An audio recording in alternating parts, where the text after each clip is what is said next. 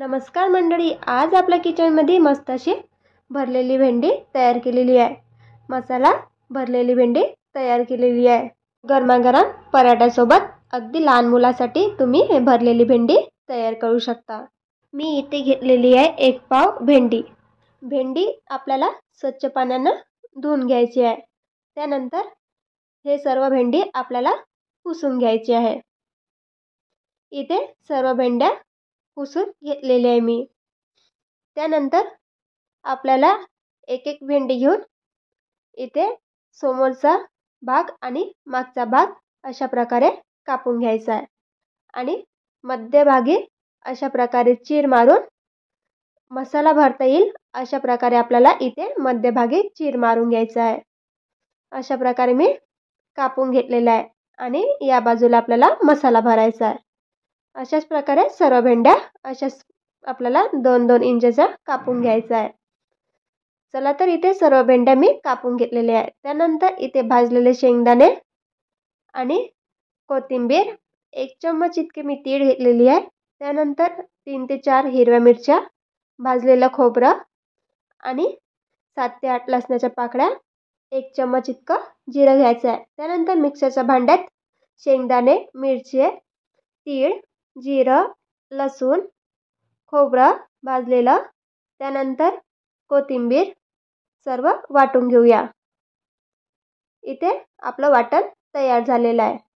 त्यानंतर वाटणमध्ये इथे 1 चम्मच तिखट टाकलेला आहे, पाऊण चम्मच हळद आणि 1 चम्मच गरम मसाला, 1 चम्मच धना पावडर आणि चवीनुसार मीठ घालायचं आहे आणि सर्व मसाल्यासोबत मिक्स करून घेऊया। वाटण आपल्याला छान मसाल्यासोबत मिक्स करून घ्यायचं आहे। चला, आपलं वाटण मस्त मिक्स झालेलं आहे। त्यानंतर इथे मी भेंडी कापून घेतलेली आहे। त्यानंतर यामध्ये आपल्याला मसाला अशा प्रकारे भरून घ्यायचा आहे। सर्व भेंडे कापलेले अशा प्रकारे आपल्याला भेंडीमध्ये मसाला भरून घ्यायचा आहे। इथे मी सर्व भेंड्यामध्ये मसाला भरून घेतलेला आहे। त्यानंतर कढईमध्ये तेल गरम करून घेतलेलं आहे आणि या तेलामध्ये सर्व भेंड्या यामध्ये टाकून दिलेल्या आहे आणि आपल्याला इथे हलके हलके हाताने छान भेंड्या फिरून घ्यायचा आहे। इथे एखादे मिनिट मी हे भेंड्या फिरून घेतलेल्या आहे। आपल्याला इथे हलक्या हाताने भेंड्या फिरवायच्या आहे जेणेकरून मसाला निघणार नाही। नंतर आपल्याला भेंडी 7 ते 8 मिनिटं छान कमी फ्लेमवर शिजवून घ्यायची आहे। आता इथे मसाला भरलेली भेंडी आपली तयार झालेली आहे। त्यानंतर आपल्याला भाजीसोबत खायला पराठा तयार करून घ्यायचा आहे। मी इथे एक कणकीचा गोळा तयार करून घेतलेला आहे। त्यानंतर यावरती पीठ टाकून आपल्याला इथे छोटी चपाती इतकी अगोदर लाटून घ्यायची आहे। इथे आपली चपाती लाटून झालेली आहे। त्यानंतर यावरती तुम्ही तेल किंवा तूप लावून घ्या। त्यानंतर यावरती चिली फ्लेक्स, त्यानंतर यामध्ये बारीक चिरलेला कोथिंबीर आणि थोडासा चाट मसाला यावरती घातलेला आहे। हवं तर तुम्ही यावरती मीठ घालू शकता। त्यानंतर इथे थोडंसं कणकीचं पीठ घातलेलं आहे। परत अशा प्रकारे आपल्याला फोल्ड करून घ्यायचं आहे।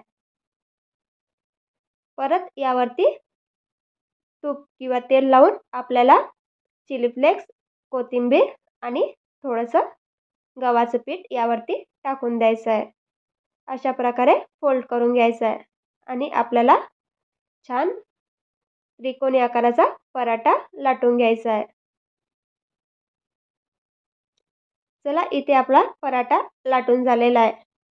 त्यानंतर हा पराठा आपण एका गरम तव्यावर शेकून घेऊया।